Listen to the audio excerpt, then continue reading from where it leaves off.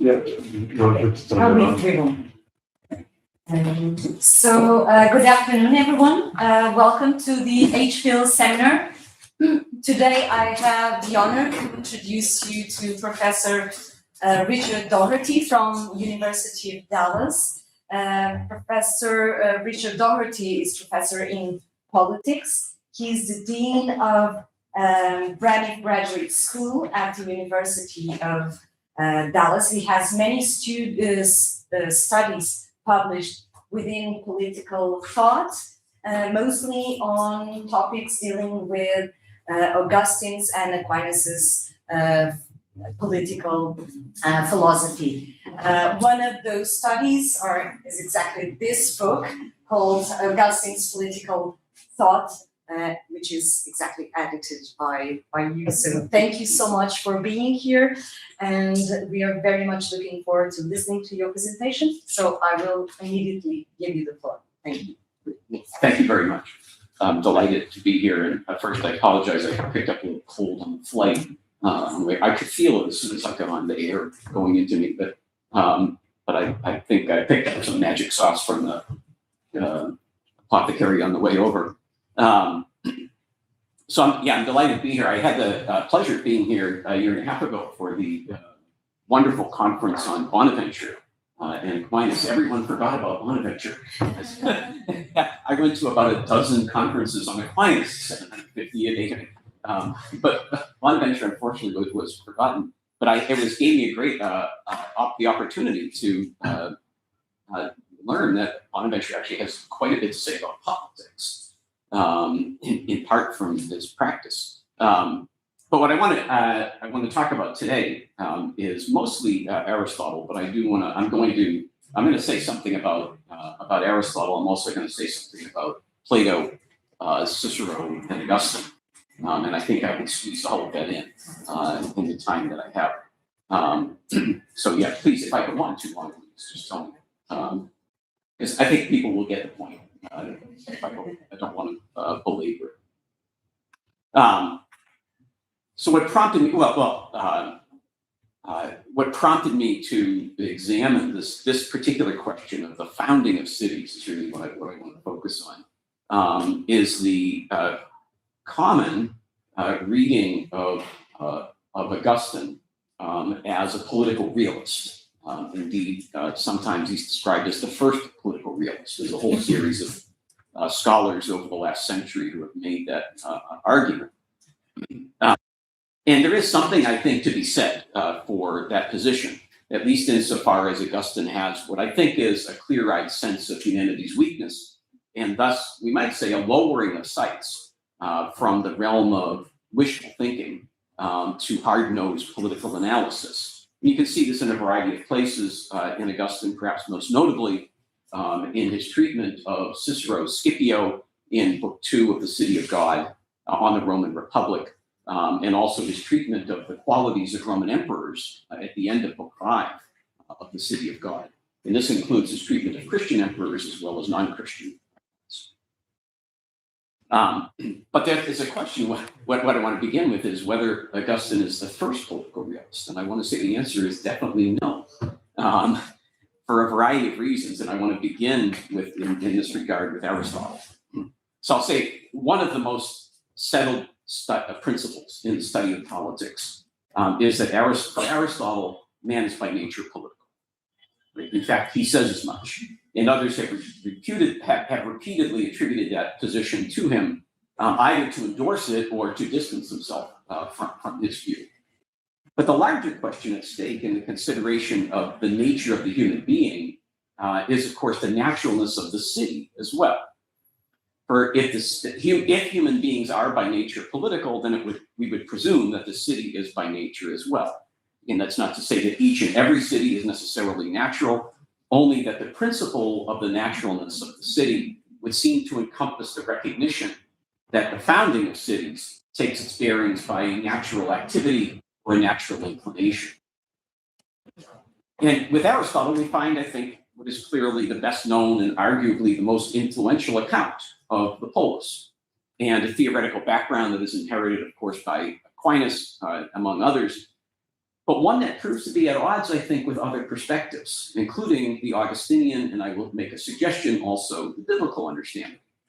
And so Aristotle's Politics, I think, is, we find the classical presentation of the nature and naturalness of the city. So the polis, for Aristotle, is the authoritative human association, a natural result of the organization of households into villages and villages into the polis. He says exists by nature, and it follows from this that man, the inhabitant of the polis, is by nature a political animal. This is all from the first 2 chapters, by the way, of the book 1 of Politics. I mean, almost everything I had to say about Aristotle here. Indeed, Aristotle says to be by nature without a polis is to be better or worse than man. So the polis arises, he says, out of a kind of necessity, for none of its constituent entities, that is, the single human being, the household, and the village, can achieve self-sufficiency. So self-sufficiency is the marker of the end of the city. So it's not necessity, though. So there is a drive, a kind of necessity that pushes the development of the city, but it's not necessity that forms the basis of the life of the city. Rather, Aristotle tells us it's the power of human speech, or logos, right? So human beings alone, he says, among all the animals have the power of speech, and it's speech which indicates our political nature. The role of speech for Aristotle supports the argument for the naturalness of the polis. If we are especially characterized by the possession of rational speech, then we're clearly intended, in Aristotle's view, to make use of that power, and its exercise reaches its end in the agreement, he says, upon things which are just and unjust, or things that are to be praised and blamed. Right? So what makes one a member of the city is that you're part of that body that decides and agrees upon such things. So it seems somewhat peculiar, though. So what Aristotle says then is this, that it's only man who can arrive at notions of good and bad and just and unjust. And this is a quote now, partnership in these things is what makes a household and a city. Partnership in these things, that is, a common recognition of what's good and bad, or just and unjust. But it seems peculiar that Aristotle says at this point that this is what makes a household and a city, because he hasn't spoken of the household since much earlier in the chapter. Right? So he talks about the household, households form villages, villages form the polis, and then he talks about the polis, and now all of a sudden he mentions the household. It's an odd thing, actually.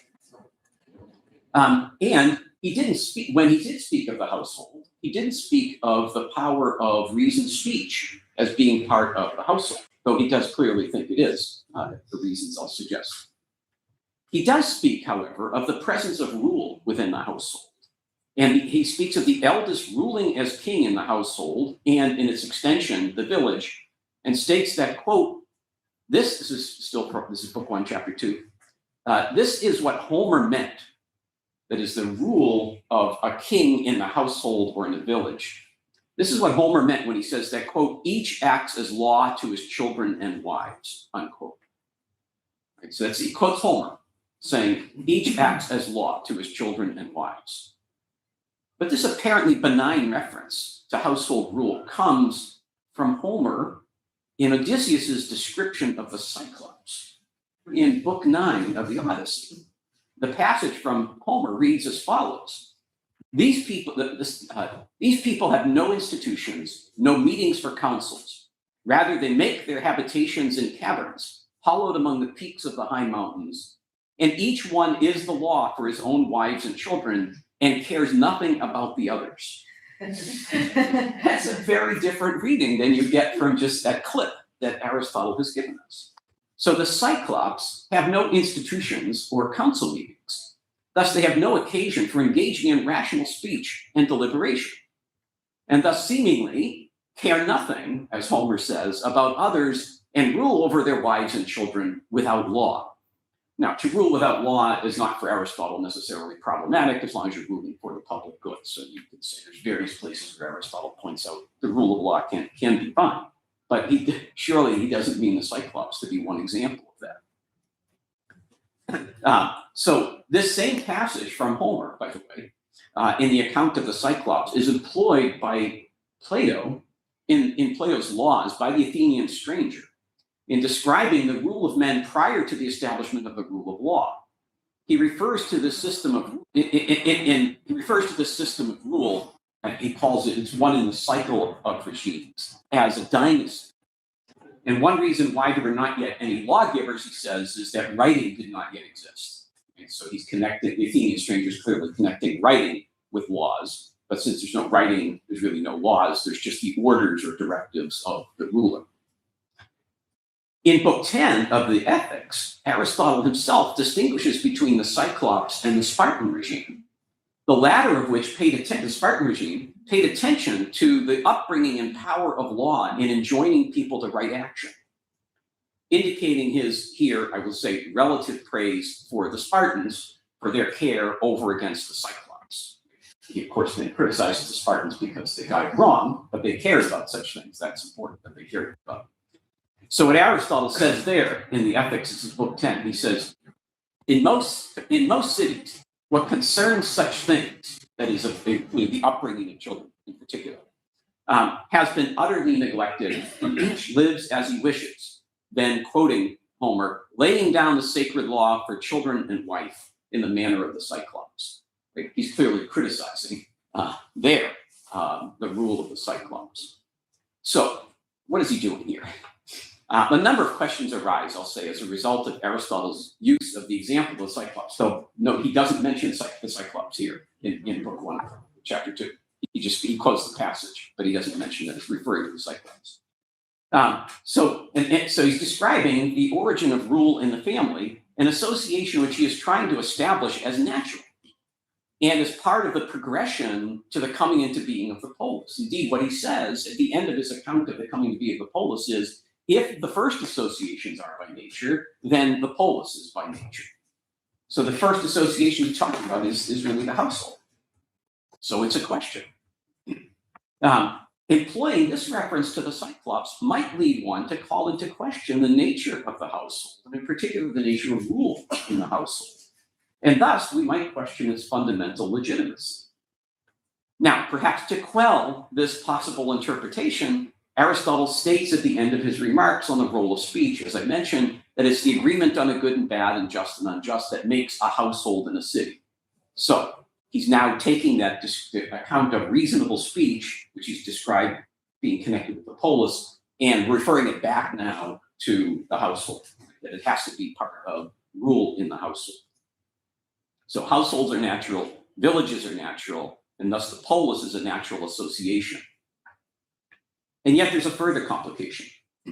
Aristotle closes chapter 2 of book 1 of the Politics with a discussion of what he calls the natural impulse or inclination in everyone to live in a partnership with others who share their perception of the good.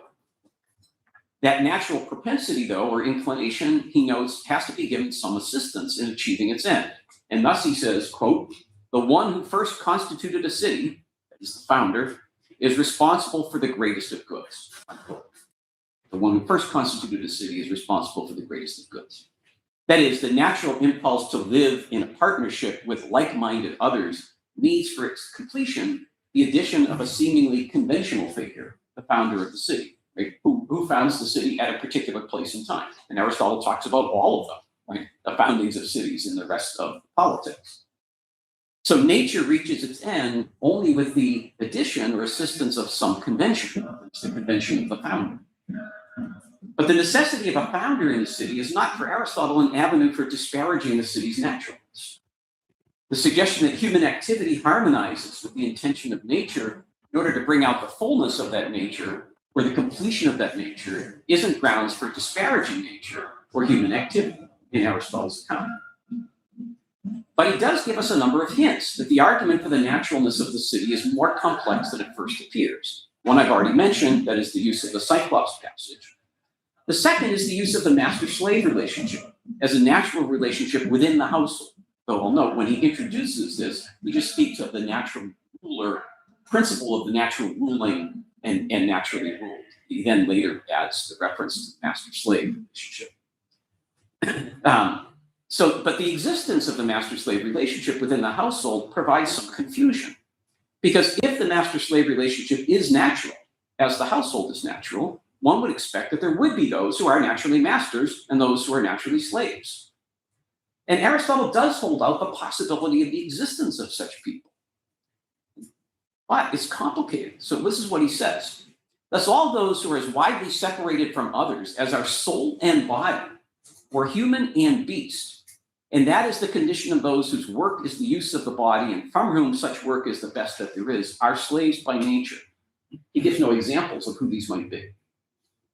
But I continue to quote, though. This is actually from chapter 5 of book 1. The slave by nature is someone who has the power of belonging to another, and who shares reason sufficiently to perceive it, but not to have it. Okay, so he does suggest the possibility that there are human beings who are by nature slaves, but the characterization of such persons provided by him lends doubt, I think, to the proposition, as they must be like the soul is to the body, right, or man to a beast, and they must not possess reason except to the extent of perceiving it. This passage becomes even more complicated in the latter chapters of book 1, when he talks about the question of whether children, slaves, and women can become virtuous. So now one may very, very well debate the question of whether or not there are in fact such humans in the world, but there's no doubt Aristotle suggests the possibility.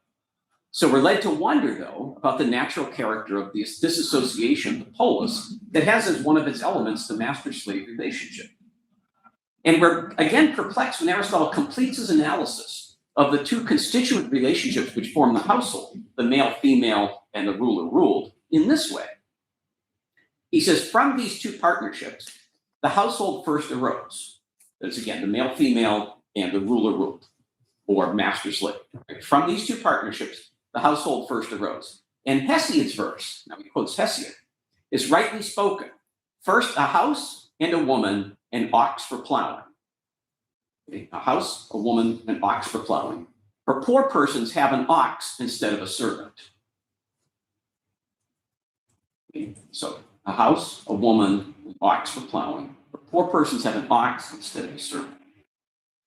It seems what Aristotle is doing here is leading us to the possibility of rejecting slavery, or at least of its necessity, because it appears as if the ox can replace the slave.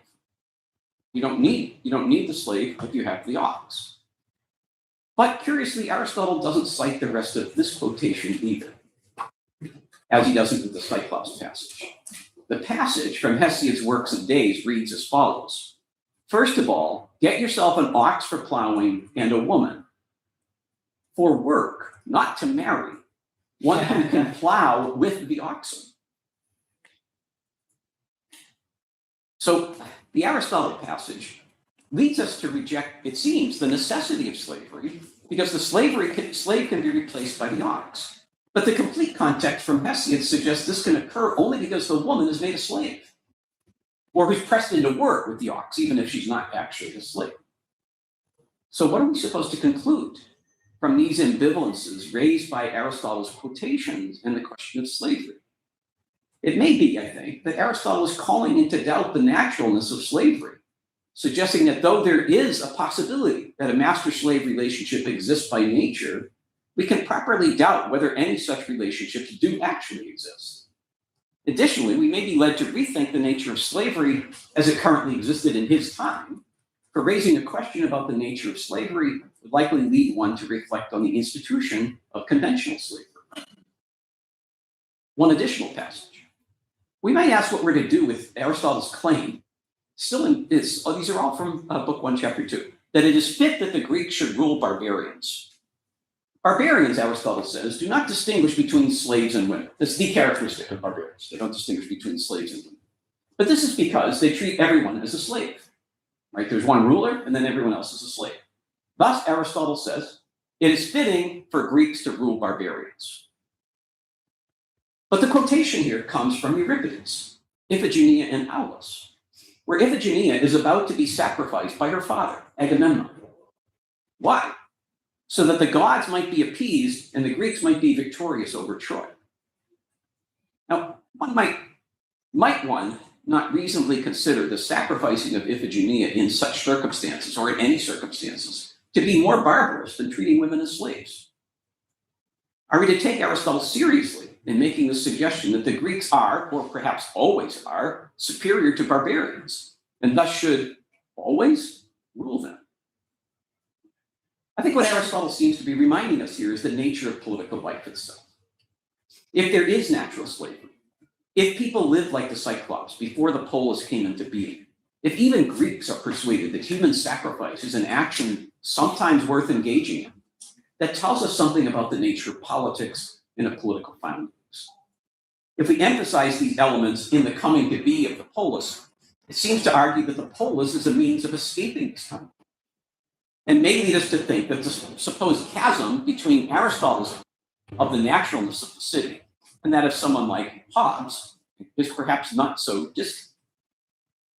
Aristotle, as noted, does not develop these points here, right? Points which I think are at the very least suggestive of the presence of injustice in the founding of cities. But the allusions to the poets do hint that political life, and especially political foundings, may be necessarily harsh.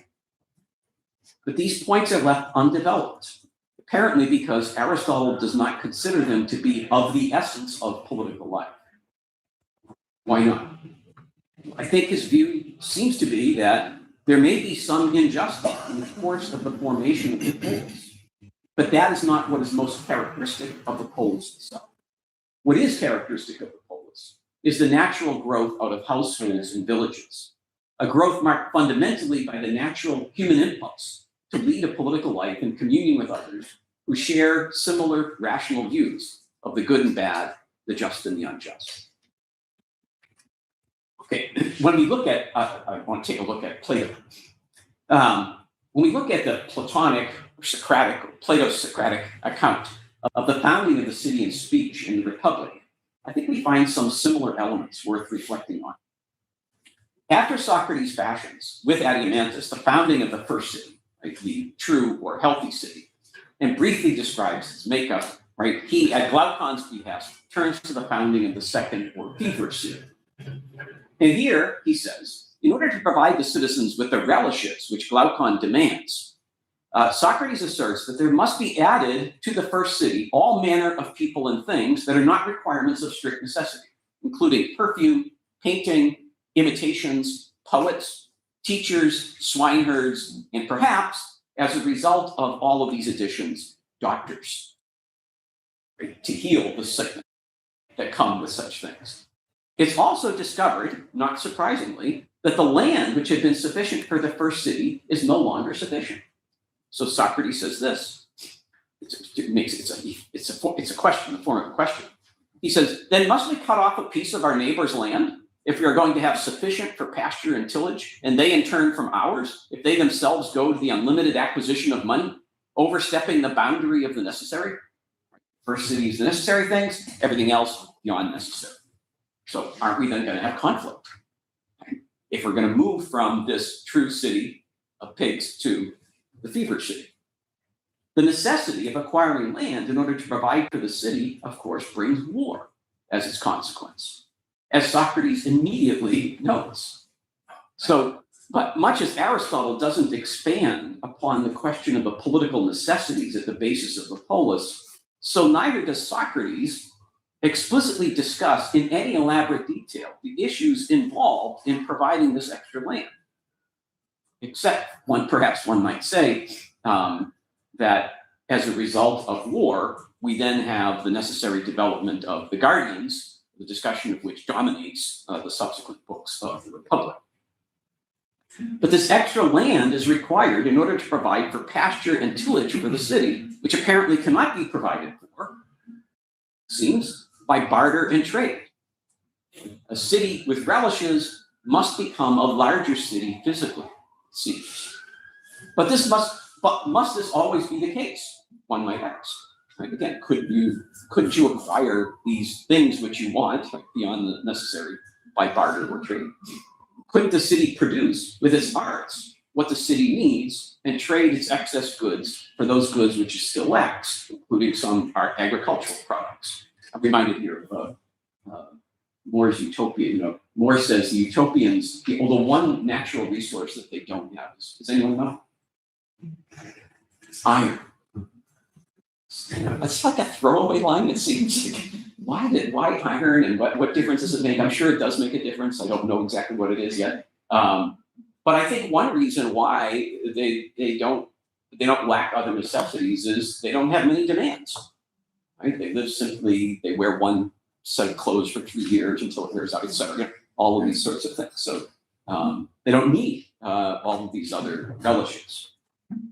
Okay, but as we've seen, Socrates wonders whether the city will need to seize others' land so as to provide for itself, and whether their neighbors then will have to reciprocate.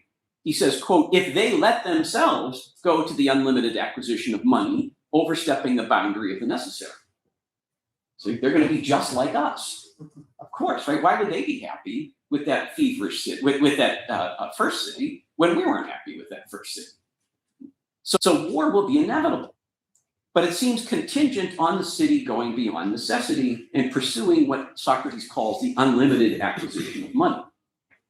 Granting the breaking of the boundaries of necessity, must that breakage include the pursuit of an unlimited acquisition? That's the phrase he uses. That will produce, he says, evils both public and private. If so, then the feverish city is itself going to have this desire for acquisition and will be just as blameworthy for the coming wars as its neighbors. And if this is the case, then Socrates, or Plato's Socrates, would be making a point similar to the one hinted at above in Aristotle, that the founding of the city has some element of injustice in it, though the city itself may not be unjust in its nature. As with Aristotle, we find Socrates clearly aware of the problems involved even in constructing the best regime, or the beautiful city, like one that in the language of Plato's laws is fit for habitation only by the gods or children of the gods. Even in this city, one cannot simply impose the standards of, we might call true justice or strict justice, without considering the various circumstances involved in establishing the regime. That the city's neighbors, desirous of things beyond the bare necessities, will give themselves over to the acquisition of money and land, tells us that Glaucon's city may very well engage in the same activities. And the wars it will have to engage in are likely to be both defensive and offensive wars. So again, my suggestion is we find something similar at the heart of Aristotle's account of the city, of the founding of the city, and Plato's account of the city, or at least Plato's Socrates' account of the city. But let me say something about Cicero. Sorry, you told me I had 3 hours, is that right? No, I'm kidding.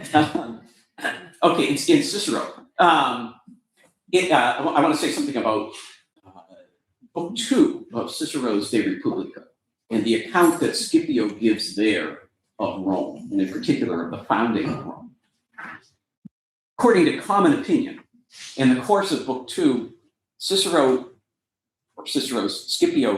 presents a confused and unhistorical or ahistorical account of the Roman founding and the progress of the Roman constitution.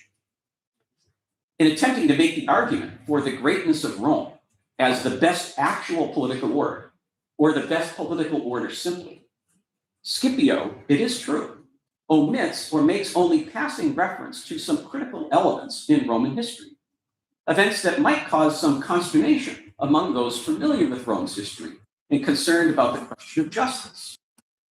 This discussion in book 2 is prompted, in the dialogue, the De Republica, is prompted by Laelius's request that the discussion be addressed to something useful for the city.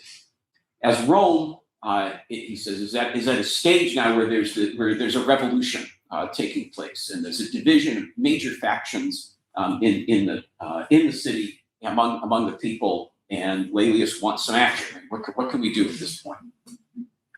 Scipio, in book 1, gives, I think, a rather learned defense of philosophy, and not what Laelius is looking for, which is something political. That includes in book 1 Scipio's defense of monarchy as the best form of government, the best theoretical form of government, though he does defend the mixed regime as the most practical or practicable mode. But then he's pressed to say something about this best city. So he now turns in book 2 to give an account of Rome, and he argued that this best city, Rome is the best city, is not a fiction, but rather actually existed. So Scipio takes up the story then of Romulus's birth and rise to prominence. And what one confronts here, this simplistic or purified account of the Roman founding. Perhaps the most obvious place to begin a critique of his presentation is to recall the story that anyone with cursory knowledge of Romulus could be aware of, and that is that he had a brother, Remus, and that he either had Remus killed or killed him himself. This seemingly important point is completely omitted from Scipio's presentation. The second point here is the story. He tells the story of Romulus's apotheosis at the end of his life. This peasant says he saw a Romulus, so now the god Quirinus, so he's been made a god, disappeared, seemingly he's been killed. But we're told the story of him becoming a god. And Scipio substantiates this claim about Romulus with numerous remarks about the culture and education of the times, denying that the Romans of Romulus's age would be prone to accept incredulous tales. In addition, we're told of the great feat of Romulus in subduing Alba Longa and his glorious deed of putting King Amulius to death. Finally, the encounter of the Romans with the Sabines, the taking of the Sabine women, is seen as the plan of a great man exercising his providential oversight for the good of his people. This simplified, clarified, cleaned up history. But that's obviously not the whole picture, either from the point of view of anyone with passing knowledge of Roman history or from the point of view of Scipio himself. Granted that we do have here, I think, a beautified presentation of the founding of Rome, there are also numerous suggestions left along the way that enable us to discern another intention at work here. For example, in regard to the deification of Romulus, I noted that Scipio spends a great deal of effort in establishing the high cultural level of the time so as to dampen any suspicion of the gullibility of Romulus's contemporaries. But this effort is not without some irony. In his description of the writing and education of the times, Scipio uses all Greek examples. The Greeks were very learned at the time of Romulus's death, and so the Romans were not gullible. It doesn't necessarily follow. And most significantly, when we come to hear of Ancus Marcius, the death of Ancus Marcius, Scipio states that, quote, of that period, and that is later on, very little more than the names of kings have been handed down to us with any definiteness. So if little is known of the period of Ancus Marcius, 150 years later, perhaps Cicero is suggesting that we can't really be sure of exactly what happened at the time of the Roman founding. And since I will be turning, I think, if I have time, momentarily to Augustine, it might be worth noting what he says about the early Romans and Romulus's demise. This is from book 22 of the City of God. Augustine says this: thus, one of the most learned men, and certainly the most eloquent of all, Marcus Tullius Cicero, says that it is extraordinary that the divinity of Romulus was believed in because the times were already so enlightened that they would not accept the deceptive fable. And Augustine has a great admiration for Cicero. James O'Donnell, who did the 3-volume edition of the Confession, says of Cicero that Augustine was his greatest defender. And I think that's true. There was no one in the first 1,500 years maybe of Western thought who defended Cicero more than Augustine. But he's critical of him as well. So this is what he says about Cicero presenting, of course, it's Cicero Scipio who's presenting the story of Romulus. He says, but who believed that Romulus, this is Augustine, who believed that Romulus was a god except Rome, which was itself small and in its beginning? So unlike what Scipio has said about the high level of culture of the Romans, Augustine disagrees. It is also true that Scipio does not discuss the death of Remus, but he does mention that he was sent off to birth with Romulus to be exposed, at least raising the question of what happened then with Remus. I mentioned the glorious deed is described by which the king Amulius is killed, but is never discussed in terms of right or justice. And the only justification we might have for the action is Amulius's personal mistreatment of Romulus. This is in Book 2, Chapter 4, De Republica.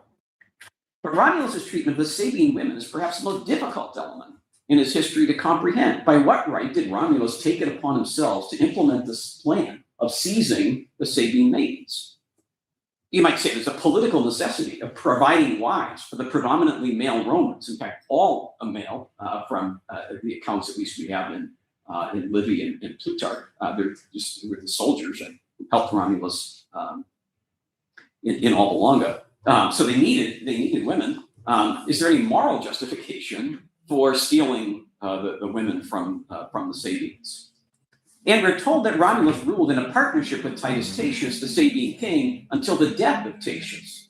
We're not told, though, how Tatius died, or why Cicero uses the word interregnum, implying murder, to describe the death of Titus Tatius, instead of saying just wars or fetus, some other description of death.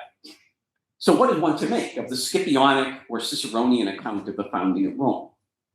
Well, again, there are generous hints in the course of the account that Scipio did not simply accept the purified account that he himself has given here in Book 2. And that Laelius, we know, is perfectly willing to challenge Scipio's gloss on Romulus's foresight. Well, you're just making up some.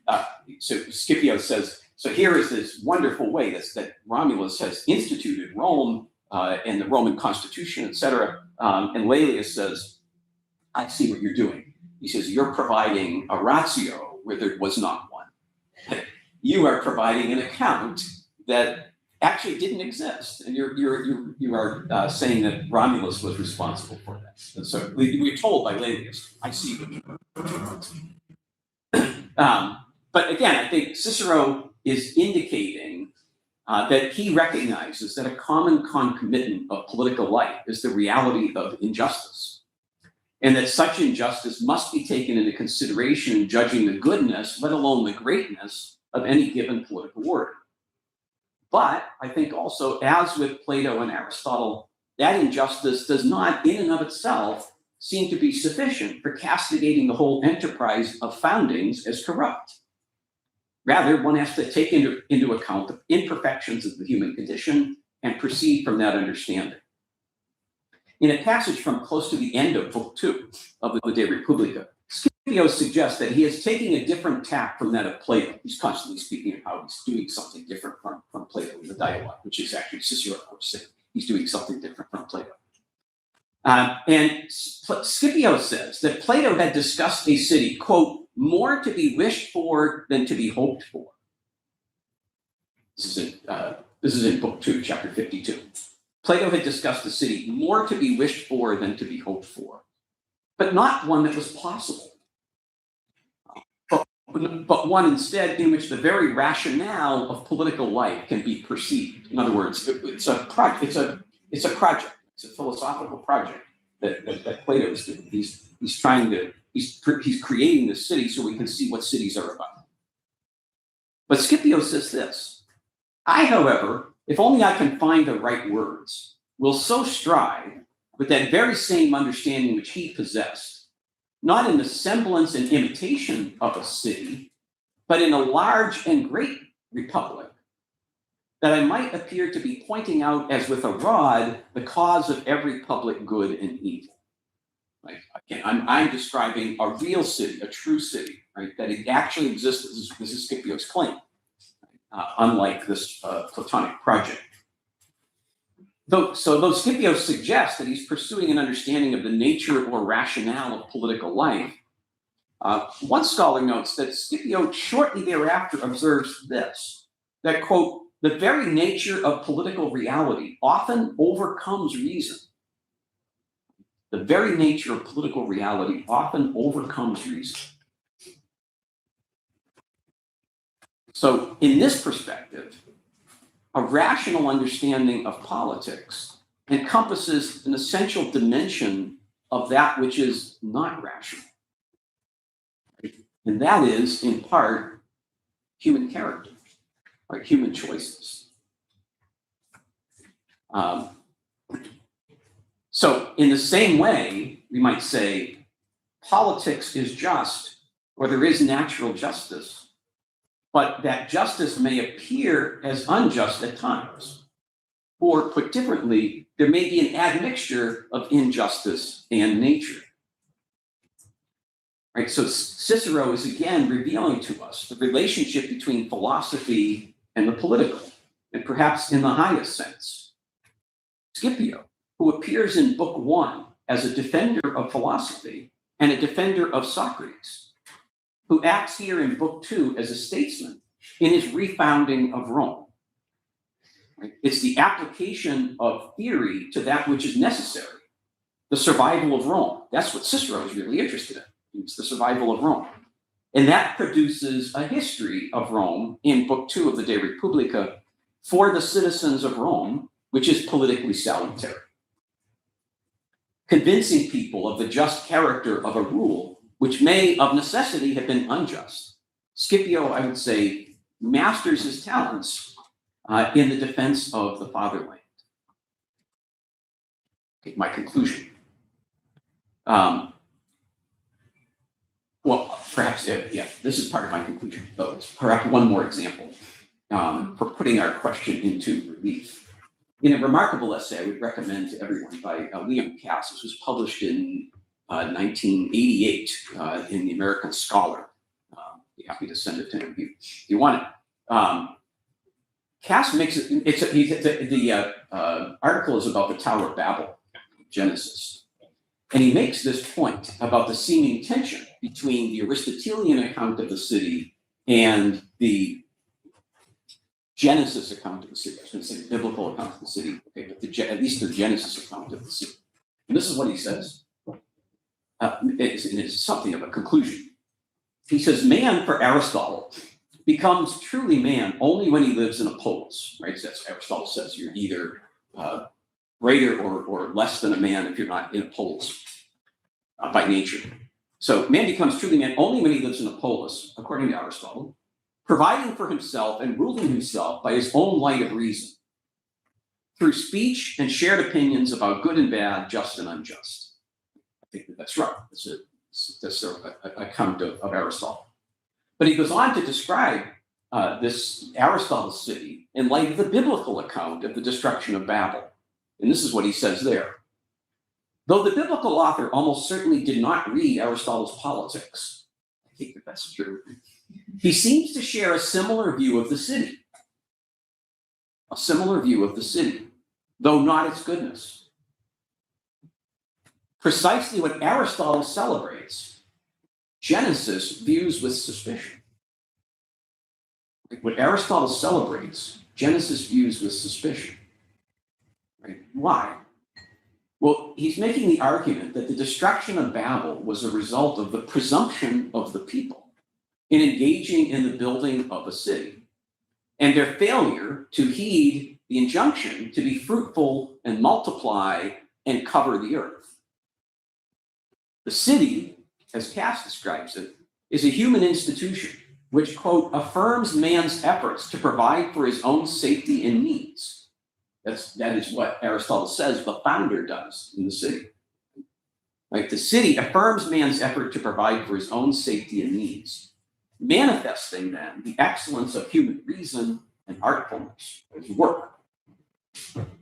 Mastering the seasons, so you can grow crops, so you can feed people who are in the city who are not growing their own crops. So it's not, however, looked upon with any measure of honor in Genesis as the founding of cities.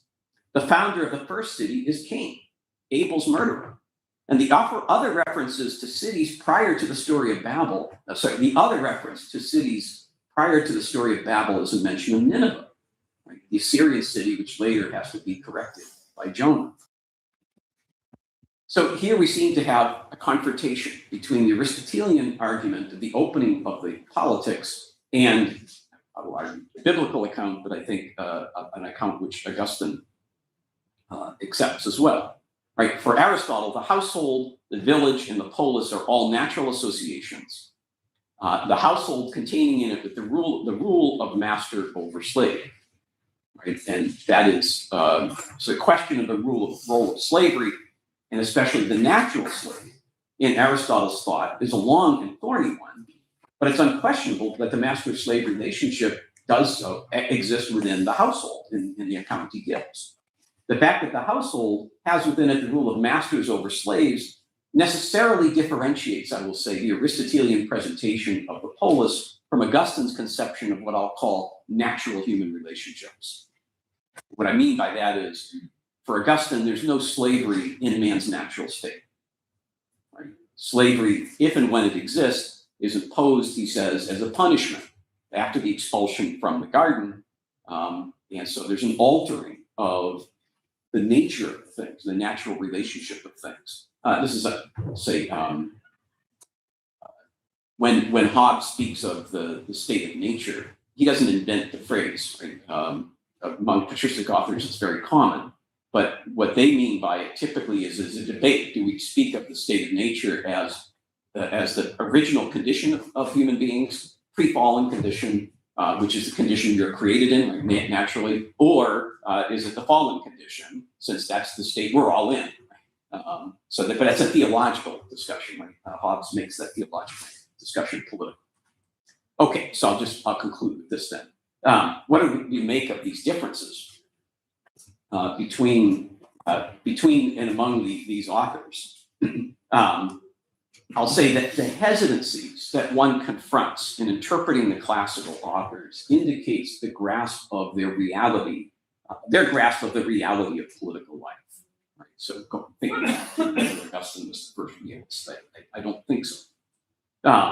In light of the passages referred to and numerous others that one could call upon, one would be hard pressed, I think, to call Plato, Aristotle, or Cicero non-realists, right? Idealists in some sense. The conclusion they drew from that reality was obviously different from that of, say, Hobbes, with whom Augustine is often compared. Augustine's political realism, just to say something quickly about that, to the extent in which one can attribute it to him, and I think it's reasonable to say that, is simply a recognition of the inherent failure of political regimes in attempting to achieve perfection. The end result of that realism for Augustine is a hesitancy to embrace the regime completely and thus to acquiesce in its laws and demands, or to always acquiesce in its laws and demands. But that hesitancy is not peculiar to Augustine. Indeed, it can be found as well in Plato and Aristotle and Cicero. Unqualified patriotism can be demanded only by failing to recognize any end beyond the end of the regime. Right? But if the soul is eternal, or if truth is eternal, then the end of human life envisioned by the theologian or the philosopher takes precedence over the one envisioned by the particular regime.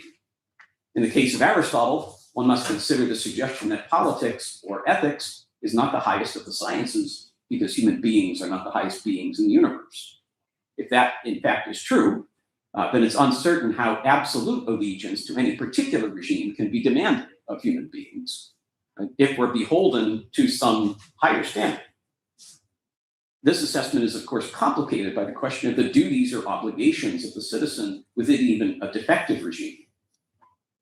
But that's something perhaps we could talk about. So I think that'd be probably a good place to end, and I'm happy to have a discussion.